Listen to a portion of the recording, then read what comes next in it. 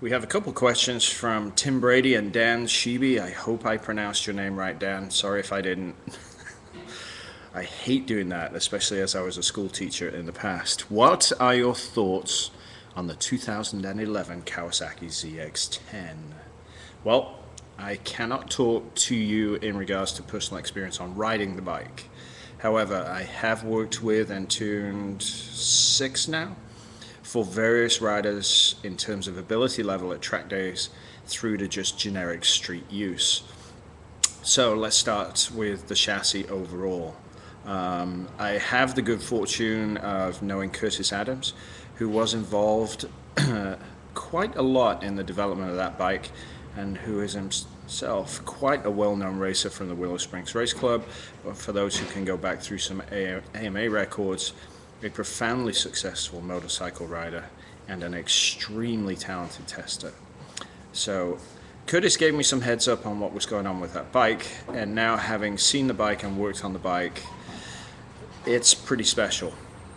And of course, currently it's going to go against the BMW S1000RR in terms of choices, especially in regards to features and electronics. So the BMW's only weak point is its motorcycle forks. We fixed those at Catalyst Reaction for about $500 with springs, changed the valve stack, and heavier oil, and revised geometry, all of which I acquired through testing and then going to Qatar to work with a BMW Superbike. So we have a lot of information on that bike. That is an incredible motorcycle, and it is invasive in its stock electronic packages in that as soon as the traction control comes on, that is all you get, and that was clearly evidenced in AMA testing when the bike first came out. And a lot of complaints revolved around that until the black box was fixed. Now with the Kawasaki, in terms of electronics, everybody that comes off the track having ridden that bike is grinning ear to ear. Everyone. And I haven't found an exception to that. And the comment is the electronics make them feel quite the World Superbike rider or MotoGP star, because the bike really takes care of them. So there's a subtle difference there, but obviously in riding experience, it's a profound one.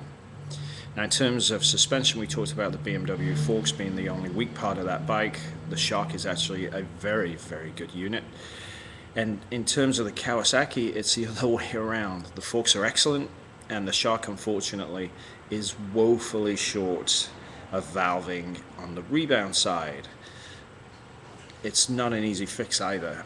You could put heavier oil in it, which will give you some damping.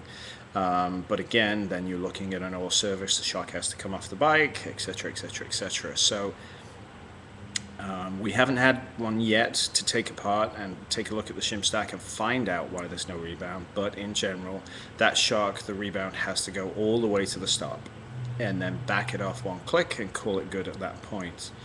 The compression side seems pretty reasonable, although soft, because it has to match the rebound. So buy the bike, fix the shock, and away you go. So again, you'd be in about the same price point to fix that bike. Overall, based on people's impressions, the Kawasaki is a much more rider-friendly motorcycle in terms of the electronics, and that is really the only difference that people have come out with.